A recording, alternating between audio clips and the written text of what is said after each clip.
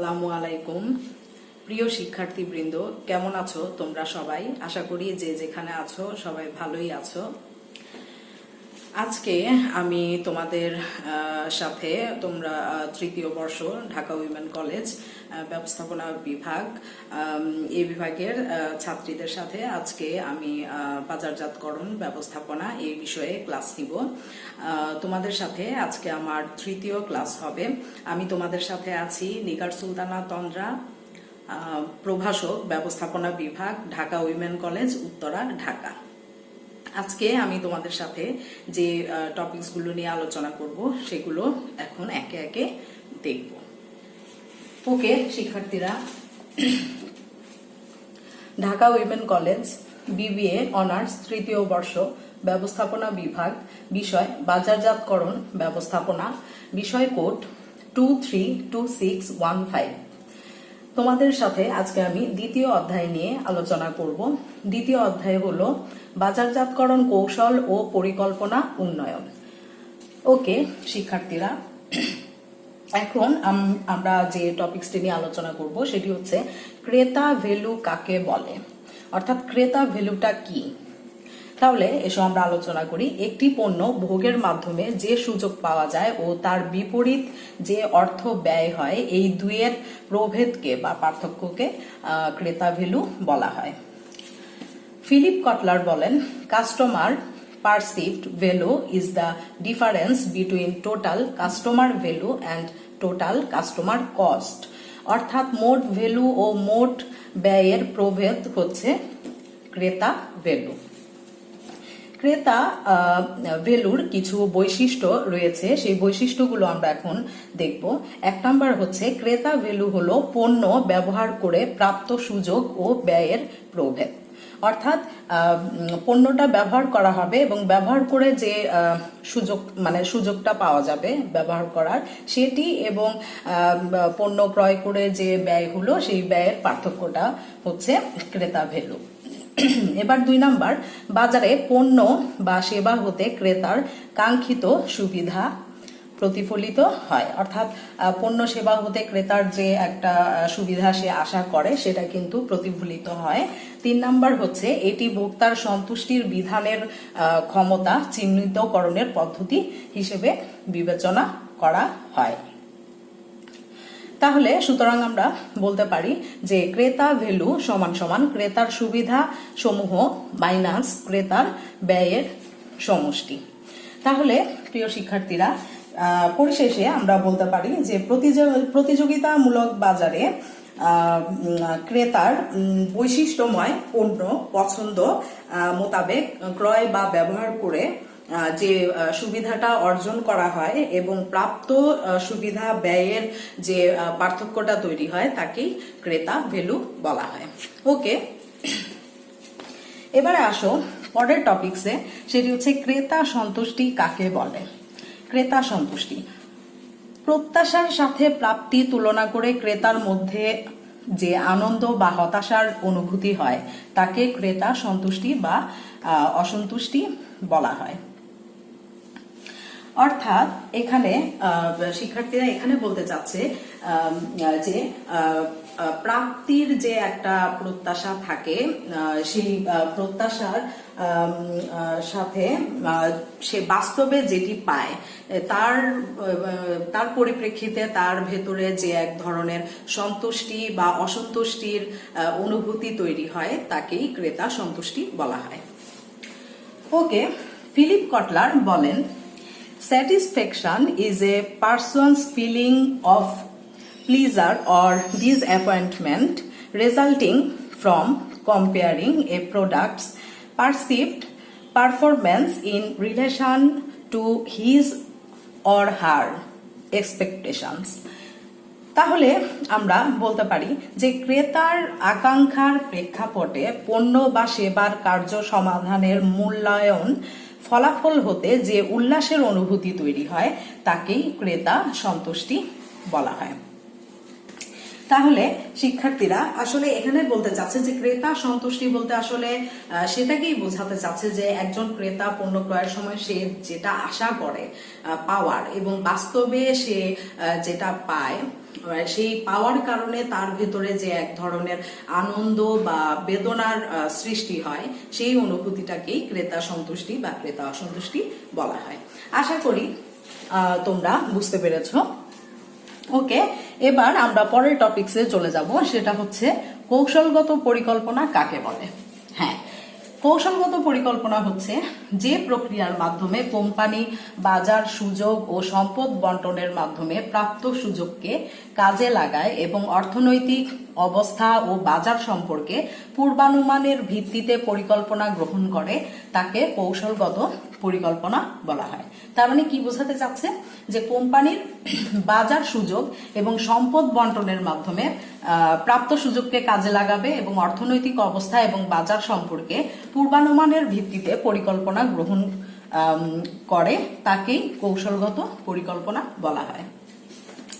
MC কার্থি বলেন, কৌশলগত পরিকল্পনা হলো প্রতিষ্ঠানের সম্পদ ও বাজারের সুযোগের মধ্যে সামঞ্জস্য উন্নয়ন ও বজায় রাখার ব্যবস্থাপকীয় প্রক্রিয়া। তাহলে প্রতিষ্ঠানের যে সম্পদ এবং বাজার সুযোগ, এই দুইয়ের মধ্যে কিন্তু একটা সামঞ্জস্য বিধান করতে হবে, সেই সামঞ্জস্যটা কিন্তু বজায় রাখতে হবে। এই প্রক্রিয়াটাই হচ্ছে কৌশলগত পরিকল্পনা। তাহলে আমরা বলতে পারি যে প্রতিষ্ঠানের লক্ষ্য ও সামর্থ্যের ভিত্তিতে পরিবর্তনশীল বাজারজাতকরণ সুযোগগুলোকে কৌশলগতভাবে কাজে লাগানোর জন্য কোম্পানি কর্তৃক একটি প্রক্রিয়ার উন্নয়ন ও রক্ষণাবেক্ষণ কে কৌশলগত পরিকল্পনা বলা হয়। তাহলে আমরা কৌশলগত পরিকল্পনা এতক্ষণ দেখলাম। এখন আমরা দেখব হলিস্টিক বাজারজাতকরণ কাকে বলে। হলিস্টিক বাজারজাতকরণ আসলে কি? অধিকতর ক্রেতা ভ্যালু তৈরির প্রক্রিয়া হিসেবে ভ্যালু চেইন ব্যবহৃত হয়।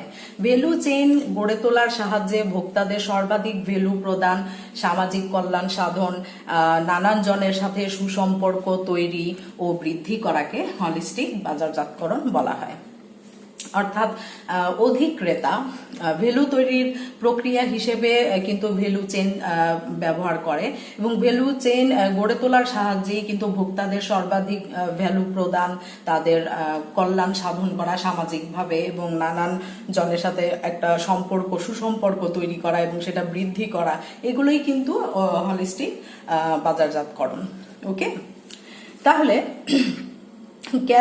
কেভিন লেন কিলার বলেন, হলিস্টিক বাজারজাতকরণ হচ্ছে মার্কেটিং প্রোগ্রাম, প্রসেস এবং কার্যাবলীর উন্নয়ন, ডিজাইন ও বাস্তবায়নের একটি ধারণা যা তার ব্যাপকতা ও আত্মনির্ভরতাকে স্বীকার করে। তাহলে হলিস্টিক বাজারজাতকরণের যে বিষয়গুলো আলোচনা করা হবে সেগুলো হচ্ছে আমরা নিম্নরূপ ভাবে আলোচনা করব। যেমন কতে আছে ভ্যালু অনুসন্ধান, তারপরে আছে ভ্যালু তৈরি, তারপরে হচ্ছে তৃতীয়তে ভ্যালু যোগান। ওকে, ভ্যালু অনুসন্ধানে তিনটি বিষয় আছে। এক নাম্বার হচ্ছে জ্ঞানগত জায়গা। হ্যাঁ, জ্ঞানগত জায়গা এর সাহায্যে ক্রেতার বিরাজমান যে লুকানো প্রয়োজন প্রতিফলিত হয় সেগুলোকে বোঝাচ্ছে, যেমন অংশগ্রহণ করা, তারপরে স্বাধীনতা ইত্যাদিকে বোঝায়। 2 নাম্বার হচ্ছে সামর্থ্যের জায়গা। সামর্থ্যের জায়গা বলতে এর সাহায্যে কোম্পানির ব্যাপকতা, গভীরতা ও সামর্থ্য প্রতিফলিত হয়। ঠিক আছে, অর্থাৎ কোম্পানিটা কতটুকু ব্যাপক এবং সেটার যে একটা গভীরতা এবং তার যে সামর্থ্য সেগুলো কিন্তু প্রতিফলিত হয়। এবারে আসো সম্পদের জায়গা। সম্পদের জায়গা হচ্ছে এর সাহায্যে আনুভূমিক এবং উলম্ব অংশীদারিত্ব প্রতিফলিত হয়।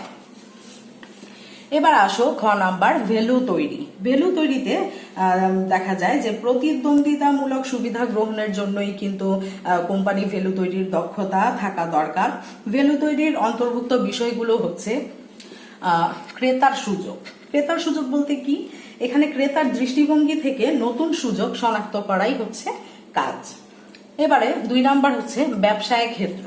হ্যাঁ, ব্যবসায়িক ক্ষেত্র হচ্ছে বলতে বোঝাচ্ছে ব্যবসায়িক ক্ষেত্র হতে মূল সামর্থ্যকে ব্যবহার করা। 3 নাম্বার হচ্ছে ব্যবসায় অংশীদার। হ্যাঁ, সহযোগিতার নেটওয়ার্ক থেকে ব্যবসায়ী অংশীদার নির্ধারণ ও ব্যবহার করা।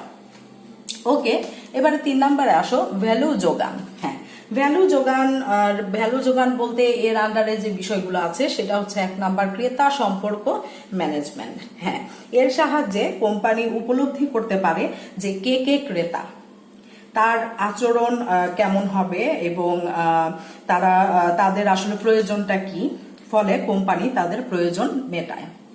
তারপরে 2 নাম্বার হচ্ছে ভেতরের সম্পদ ম্যানেজমেন্ট। হ্যাঁ, ভেতরের সম্পদ ম্যানেজমেন্ট বলতে এর সাহায্যে কোম্পানির ভেতরের নানা প্রক্রিয়ার মাঝে সমন্বয় করে, যেমন উৎপাদন আছে, ফাইন্যান্স আছে ইত্যাদি। 3 নাম্বার হচ্ছে ব্যবসায় অংশীদার ম্যানেজমেন্ট। হ্যাঁ, এর সাহায্যে কোম্পানি পণ্য জোগাড় করা, প্রসেসিং করা এবং সরবরাহ এগুলোকে যথার্থভাবে করতে পারে। তাহলে উপরোক্ত বিষয় গুলোই হলো হলিস্টিক বাজারজাতকরণ, আমরা যেগুলো এতক্ষণ আলোচনা করেছি।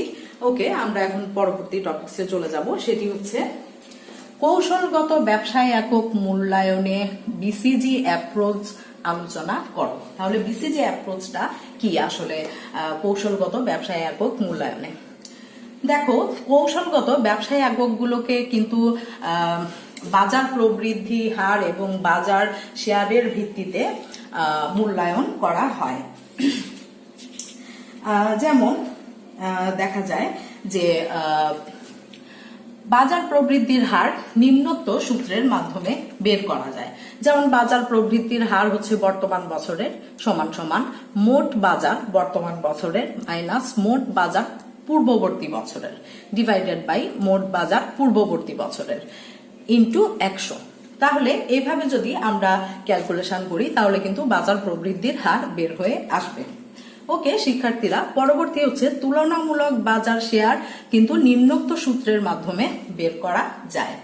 যেমন তুলনামূলক বাজার শেয়ার হচ্ছে বর্তমান বছরের, আমরা বের করব সেটি সমান সমান ব্যবসায় এককের বিক্রয় বর্তমান বছরের ডিভাইডেড বাই শীর্ষ প্রতিযোগীর বিক্রয় বর্তমান বছরের ইন্টু 100।